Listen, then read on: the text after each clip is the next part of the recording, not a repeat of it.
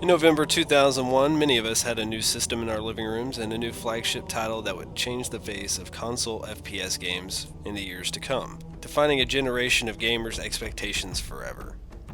We had stepped into the boots of Master Chief, and with the help of our smart and sharp AI Cortana, the Halo universe was our new playground.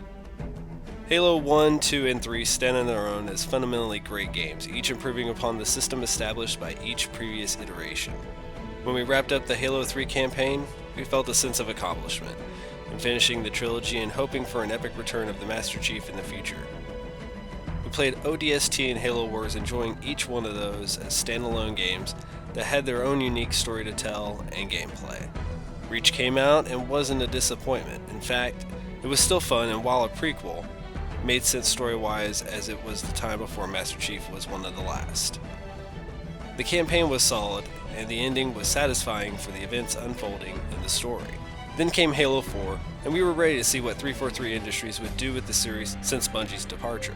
Now, with the announcement of Halo 5, let's revisit previous Halo games and see what could or could not be in the next Halo game, for better or for worse.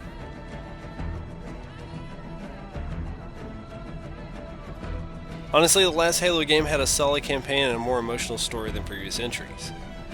If the narrative goes in a continuation of the previous game, hopefully that means we will get a new AI or a new Cortana with a refresh ability so she doesn't go crazy.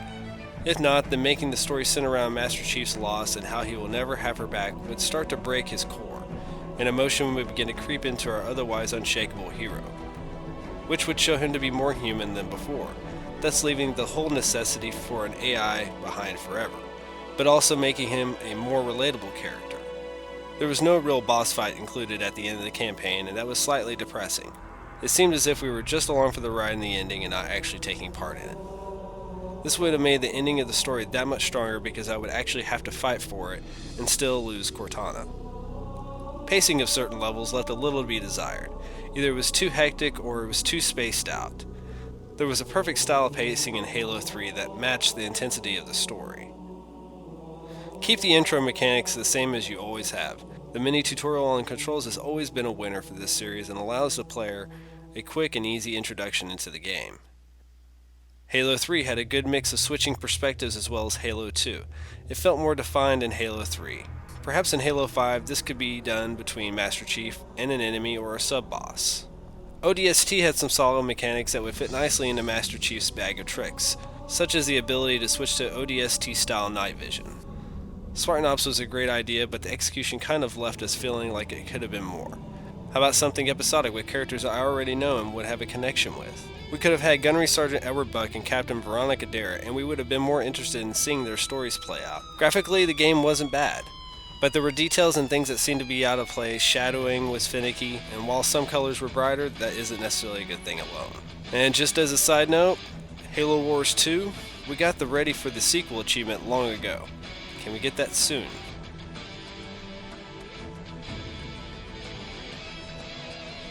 First and foremost, Halo set the standard for console FPS games.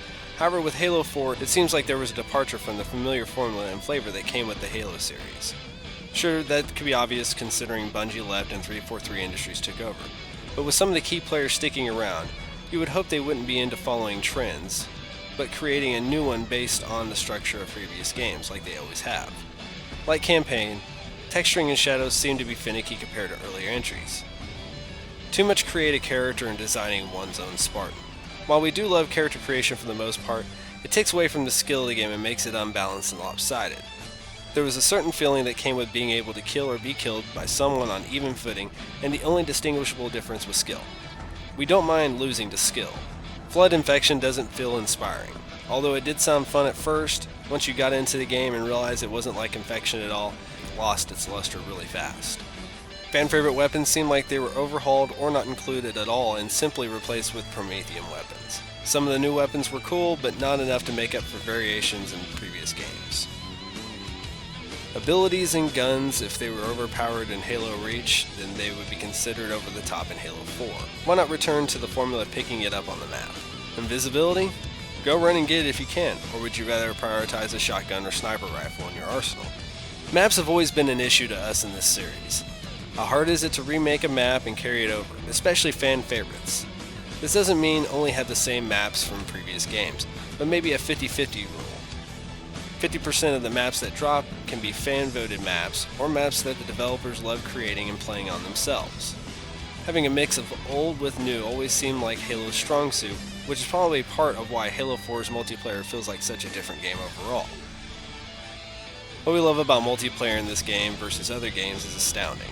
If I were to sum it up, I bought Halo, not Call of Duty, not Battlefield, not any other FPS out there. You build your fanbase around your ideas, not what others have done in a completely different game series. Again, Halo's strengths have always lied in the series' ability to create, not replicate. Keep the drop-in, drop-out system.